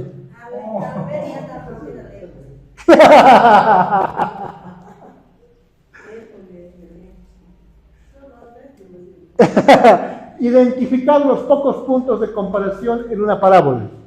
Ya, de nuevo, siempre hay que identificar puntos de comparación. ¿Hemos visto con los símiles o no? El reino de los cielos es semejante a la semilla de mostaza. El reino de los cielos es semejante a una mujer que escondió. ¿No ve? En la tierra hay montañas y colinas. La gente no les presta mucha atención a las colinas porque son pequeñas y comunes. Pero las montañas tienen un significado especial para nosotros. Podríamos comparar los detalles de las parábolas con las colinas. Los detalles de las colinas no tienen significado especial. No representan nada, aparentemente. Por otro lado, una parábola por lo general contiene unos cuantos, quizás de 2 a 4 puntos importantes, que como las montañas sobresalen entre las colinas de los detalles. Algunos autores llaman esas montañas puntos de referencia o puntos de comparación. En cualquier parábola usted debe tratar de identificar estos puntos grandes, porque los puntos grandes representan algo o alguien. ¿Ya? Así como hay montañas y hay colinas. No se pierdan de las colinas. Identifiquen las montañas. Identifiquen los puntos de referencia y los puntos de comparación. ¿Ya? No estoy alegorizando, estoy identificando los mismos puntos que me da la parábola.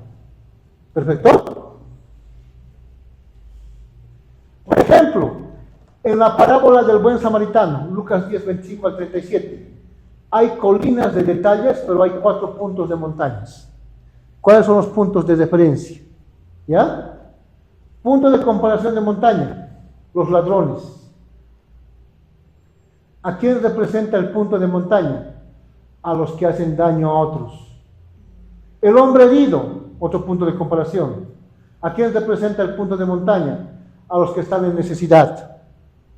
El sacerdote y el levita, punto de comparación. ¿A quién representa el punto de montaña? A los que no se preocupan por los demás. Es lo que nos muestra la palabra, ¿sí o no? Y no se olviden, sacerdote y levita. Es como si fuera un pastor y un maestro de alabanza, ¿no ven? ¿Sí o no? Supuestamente ellos deben ser los más interesados, ¿no? Pero ¿cómo pasa? Se hacen de la vista gorda, se hacen los casas, como dicen, se hacen del otro viernes, ¿no ve? No, y era su compañero de los judíos. Perfecto. Y el buen samaritano. ¿Qué era un samaritano? He explicado el miércoles. ¿Qué era un samaritano? 5 puntos globales. ¿Qué era un samaritano? 5 puntos. 5 puntos.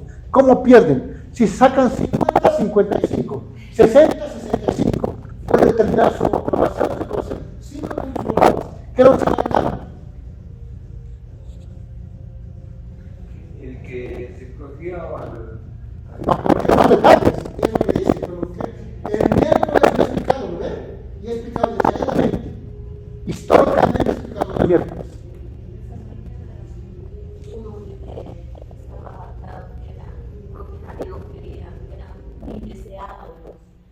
Los levitas de...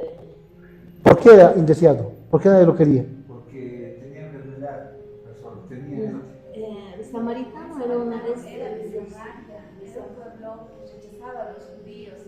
¿Por qué? Porque ellos creían. Memoria a corto plazo. No, se lo lleva a su casa. No, pero ¿qué? ¿De dónde nacen los samaritanos? Samaria. ¿Y dónde es Samaria? ¿Qué es Samaria? Pueblo rechazado por los... Eso es explicado claramente el miércoles, ¿sí o no? Era un pueblo, digamos, que, por ejemplo, ¿cómo se dice? Pastor, dígalo más. La- ¿Los 5 puntos para mí? Como la samaritana, pasó con Jesús, dice que era mujer. ¿Me recuerdo? Tan cerca y tan lejos a la vez. ¿Por qué? Porque con los judíos se odiaban. ¿Pero por qué? Se odiaban, no. ¿Pero por qué? ¿Por qué nos odiamos con los chilenos? Porque nos han robado el litoral. ¿Por qué los samaritanos y judíos se odiaban? Porque los judíos tenían un templo donde adoraban a Dios Cerca y lejos. y los samaritanos no adoraban ahí. Claro, que le ponen ahí que se adoramos. Ustedes escuchan las virtuales, pero no bien. Con cámaras ahora les voy a hacer pasar virtuales. Con cámaras prendidas y ahí con cinturones de seguridad para que no se muevan. Un samaritano era odiado por un judío porque era un mestizo. Era una raza mixta. Con eso iba a ganar 5 puntos globales. Era una raza mixta. Cuando el reino del sur fue llevado al cautiverio, la tierra quedó no desierta, quedó lo indeseable. Quedaron mendigos y prostitutas nada más. Impura, mixta, mestiza. ¿Ya? Los babilonios mandaron gentiles paganos para colonizar esos lugares. Estos se unieron a la gente que quedó. Y de esa unión nació otra raza llamada los samaritanos. Por eso eran odiados. Cuando durante el gobierno de los medo-persas, Darío, Ciro permitieron que regresasen a la tierra prometida grupos, a la cabeza de Zorobabel, Esdras y Nehemías, para reconstruir el templo, para reconstruir las murallas. Estos samaritanos se ofrecieron para ayudarles a reconstruir el templo. Los judíos rechazaron esa oferta. Desde entonces los samaritanos se convirtieron en enemigos y trataron de obstaculizar esa construcción, dando malos informes, acusándolos de conspiración, etc. ya se volvieron enemigos aférrimos. Y los samaritanos construyeron un templo en Jericín, que es la capital de Samaria. Sí, pues. Pastor, nos debe 2 puntos. ¿Por qué? 2,5. Estábamos cerca y a la vez lejos. Ustedes me deben. No se olviden de la lista de deudores amorosos. El buen samaritano, a los que aman a sus prójimos. El buen samaritano aborrecía a los judíos, pero él ayuda a este judío necesitado. ¿Se dan cuenta? ¿Quién es mi prójimo? Cualquiera que necesite. ¿Quién es mi prójimo? Mi peor enemigo. Debo amarlo como a mí mismo. ¿Sí o no? Punto de referencia. Gracias, pastor. Ahí tienen que, por ejemplo, el sacerdote y levita. En el diccionario bíblico busquen sacerdote, busquen levita y les va a dar toda la información. Anótense algunas cosas y van a ir viendo. En una Biblia como está, a ver, búsqueme el pasaje, hermano, Lucas 10, 25 al 37. Hermano, préstame su Biblia. No, es que yo quiero en esta. Sí, por favor, porque estoy sin lentes, no puedo leer.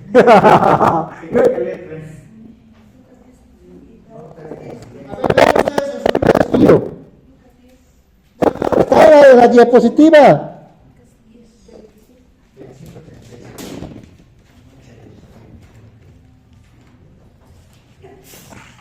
¡Salud!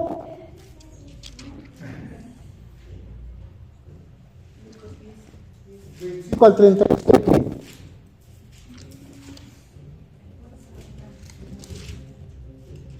Créanme en su estudio, las que tienen Biblia de estudio.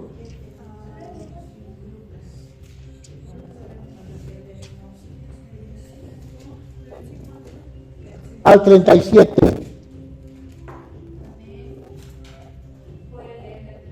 No creo que vean. Sí, pero tiene que verme la parte de estudio. 10, a ver, aténganme. Lucas 10:25 dice, y he aquí un intérprete de la ley se le levantó y dijo, para probarle. Pregunta, aténganme, ¿qué es un intérprete de la ley? Acá en 10:25, vamos a ver qué dice. Esto es un escriba, que según se suponía era un experto en la ley de Dios, aparte del uso de esta.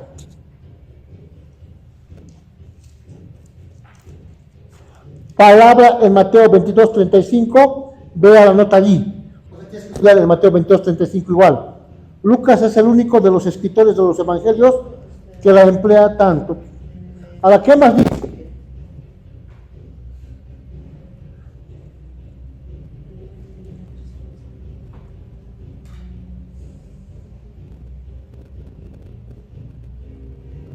Verso 31.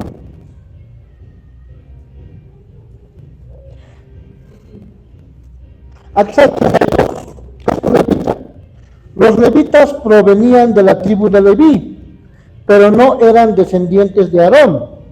Ayudaban a los sacerdotes en las labores del templo. 33. De samaritano. Era inusual que un samaritano anduviera por este camino. El samaritano mismo no solo se arriesgó a ser atacado por ladrones, sino también a ser tratado con hostilidad por otros viajeros. No te dice mucho del samaritano. En su Biblia, ¿qué dice, hermanas? En el estudio. Sí. 31, 33, ¿qué dice? No, préstame su Biblia.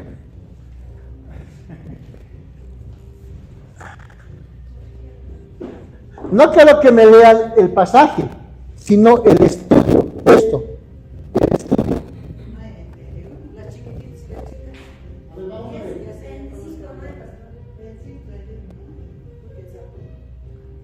A ver, por ejemplo, en Lucas 10, 27 al 37, ¿qué dice? Están asumiendo el pasaje, vean. Con esta parábola Jesús enseña que un verdadero prójimo ama incluso a sus enemigos. Es lo que dice, ¿no? ¿Sí o no?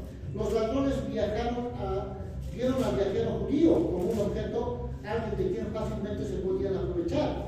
El sacerdote vio al hombre herido como un problema que evitar y el levita como una curiosidad.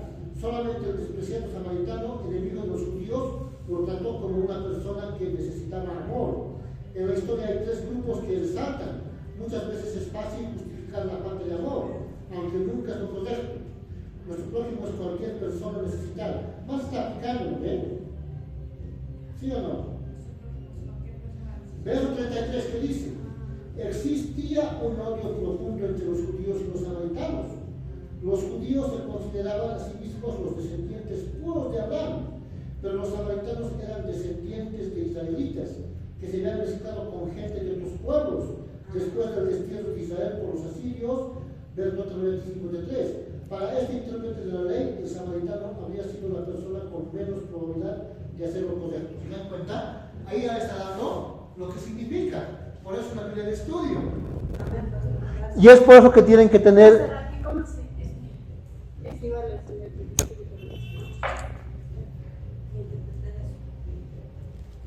cada texto se lleva su abajo. ¿Estudio? ¿Sabes? Del 27. Respondiendo, el intérprete mencionó los requisitos de la ley. De la manera... Aquí está. Esto es. Ahí está. Ah, bien. ¿Qué Biblia es? ¿Ah? Creo que es Macar. Bien. ¿Es la Biblia que está? Pues?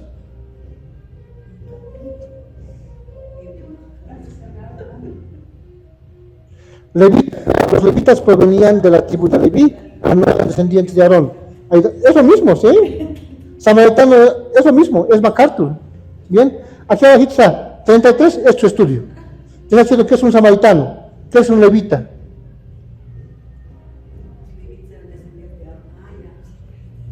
Ya.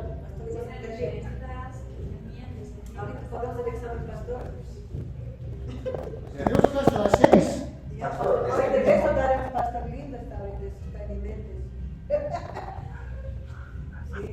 Pastor, este incluso ahí en la aplicación. Sí, hay. La hermana tiene una buena aplicación. Bien, hermana. Bien.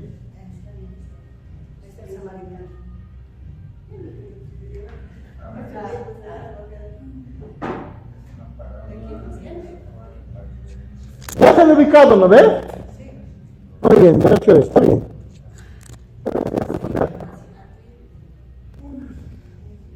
Tenemos que identificar igual la principal de la parábola y las verdades secundarias. Jesús narró parábolas para ilustrar una verdad principal.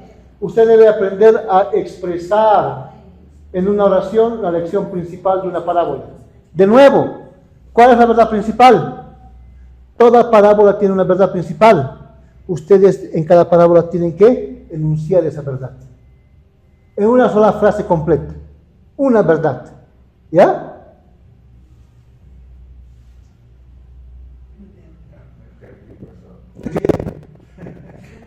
Pero si solamente estoy diciendo que una parábola tiene una verdad, ustedes tienen que enunciarla y buscar esa verdad y enunciar esa verdad espiritual.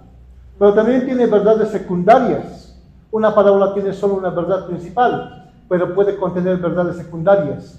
Tiene solo un punto principal, pero puede tener varios subpuntos. Al tratar de encontrar la verdad principal y cualquier verdad secundaria, analice cada personaje. Luego exprese la verdad relacionada con cada personaje. Por ejemplo, la verdad principal de la parábola del buen samaritano es ser un buen prójimo con los que están en necesidad. Pero para el propósito del predicador, esta parábola es útil notar que nos enseña tres verdades secundarias. Descubrimos estas verdades secundarias a medida que analizamos los personajes de la parábola. Los personajes de la parábola dan tres actitudes que la gente tiene en sus prójimos. Por ejemplo, en su Biblia de estudio de la hermana menciona las tres verdades secundarias, ¿no? ¿Cómo vio el sacerdote al hombre herido? ¿Cómo vio el levita al hombre herido? Y por último, ¿cómo vio el samaritano al hombre herido? ¿Cómo lo vio? Esas son verdades secundarias. ¿Cuál es la verdad principal? que nuestro prójimo es aún nuestro enemigo o cualquier persona que esté en necesidad. Y nosotros debemos amarla y ayudarla. Esa es la verdad principal. Enunciado. ¿Ya? ¿Cómo lo ve el sacerdote? ¿Como un estorbo? Después de ensuciar tengo que atender. Por eso, como un estorbo. El levita, ¿cómo lo ve? Como es propio. Impuro, sí. Puede ser. ¿Se dan cuenta? Tal vez está muerto y me contamino al tocarlo. ¿Se dan cuenta? Eso mismo me ayuda cuando tengo que realizar una prédica o una clase de escuela dominical. Ahí ya estoy sacando los puntos mayores. Para una prédica debo tener la idea principal. Y de ahí los puntos mayores. Y todo se saca de ¿qué? De la Biblia.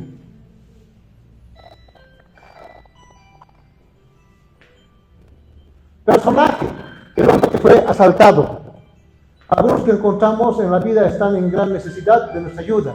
Los ladrones, algunos tienen la actitud, lo que es tuyo es mío y si es que puedo tomarlo. El sacerdote y el levita, algunos tienen la actitud, lo que es mío y lo voy a conservar. El buen samaritano, algunos tienen la actitud, lo que es mío es de Dios y lo compartiré si los necesites. Puede ser.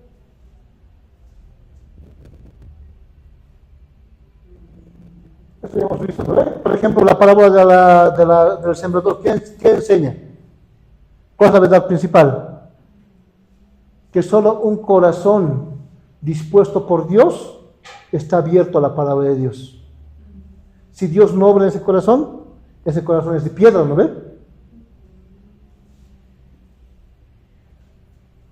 Alegoría. Esto hacemos para llenar sus hojitas, ¿ya? ¿O quieren llenar más ya? Ya, después del refrigerio. No sé quién quiere llenar. La primera que voy a revisar va a ser de no sé quién. Ojo piojo voy a revisar. ¿Qué es una alegoría?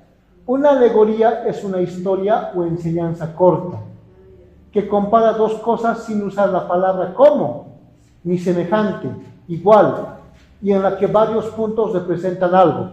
O sea, una alegoría es como una metáfora. Una metáfora, por ejemplo, no usa palabras de comparación, ¿no ve? Una alegoría tampoco. Pero es una historia corta, pero es más larga que la alegoría. Y es una comparación explícita y directa, sin términos de comparación. ¿Ya? Hay dos diferencias principales entre una parábola y una alegoría. Primero, una parábola usa la palabra como o semejante, igual, pero una alegoría no la usa. Una parábola siempre usa palabras de comparación. Una alegoría no usa palabras de comparación. ¿Ya? Esa es la diferencia sustancial. La parábola usa palabras de comparación, la alegoría no usa palabras de comparación. Segundo, en una parábola hay muchas colinas y pocas montañas, muchos detalles y pocos puntos de comparación, pero en una alegoría hay pocas colinas y muchas montañas. Muchos de los puntos de una alegoría representan algo. Efesios 6, 13 al 17, vean qué dice. Ahí está. Por ejemplo, en una parábola hay pocos puntos de referencia. En una alegoría hay muchos puntos de referencia. ¿Se dan cuenta? Esta es una... Por tanto, tomad la armadura de Dios para que podáis resistir en el día malo.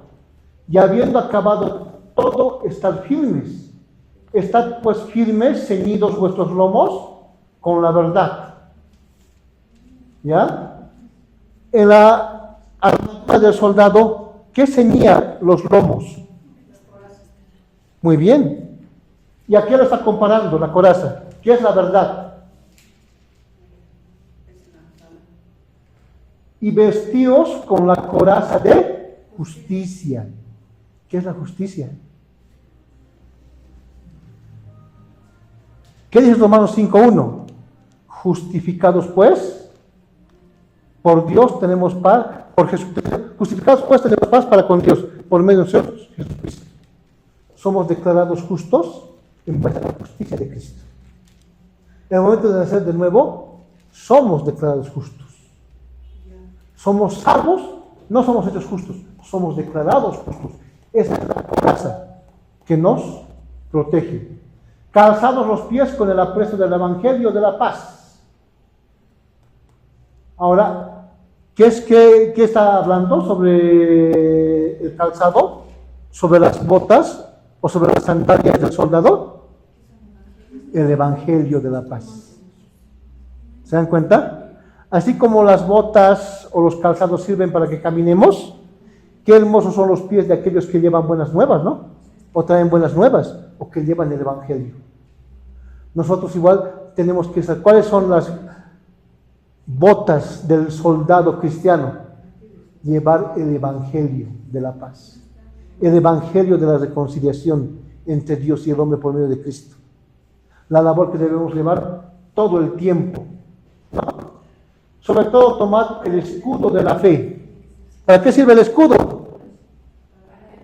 El escudo romano tenía más o menos 2 metros y tenía que cubrirle todo. Flechas, lanzas, flechas ardientes. Ellos hacían una formación en diamante y colocaban sus escudos. Y era como una coraza que era imposible, era impenetrable. Y de esa forma ganaban, no podía penetrar nada. De la misma forma, ¿a qué está comparando el escudo? ¿Con qué? Con la fe. La fe. No la fe natural, sino la fe que engendra la palabra. La fe viene por el oír y el oír de la palabra de Dios. Esa fe que tiene que ir creciendo y perfeccionándose por las pruebas y el sufrimiento, ¿no ven?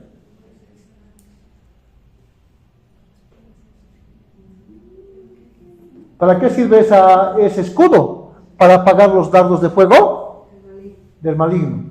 Y tomad el yelmo de la salvación. ¿Qué es el yelmo? El casco. El casco. Por ejemplo, las heridas en los brazos o piernas son mortales. En la cabeza tiene que ser bien protegida, ¿no ve? Ahora, ¿qué es el yelmo? La salvación. La salvación. La salvación me da vida eterna y me da seguridad de vida eterna. ¿Sí o no? Nada me puede herir. El hierro es el casco, dijo usted. Sí. El hierro es también. ¿Ah? El hierro es el casco, dijo usted. Sí. Y bueno, ahorita que dijo otro. ¿Escudo? No, el hierro, ¿verdad? Pues el hierro es el casco.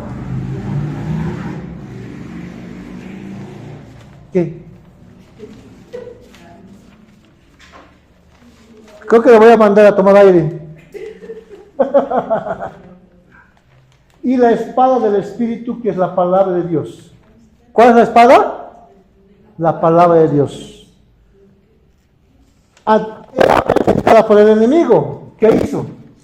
No se defendió de forma correcta. Citó de forma incorrecta, aumentando la palabra. Jesús fue tentado por el enemigo. ¿Cómo se defendió? Escrito está, escrito está, escrito está. ¿Cuál es el arma de ofensiva, de ataque del soldado cristiano? La palabra. ¿Qué dice? ¿Qué es la que es espiritual? Te reprendo, te reprendo. No, no es eso. No es eso. ¿Qué es la que es espiritual? Someteos a Dios, resistid al diablo y huirá. ¿Cómo resisto al diablo? Con la palabra de Dios, llenándome de la palabra de Dios. ¿Cómo Jesús resistió al diablo? Escrito está, escrito está, escrito está. ¿Cómo resiste al diablo? ¿Cómo lo hacemos?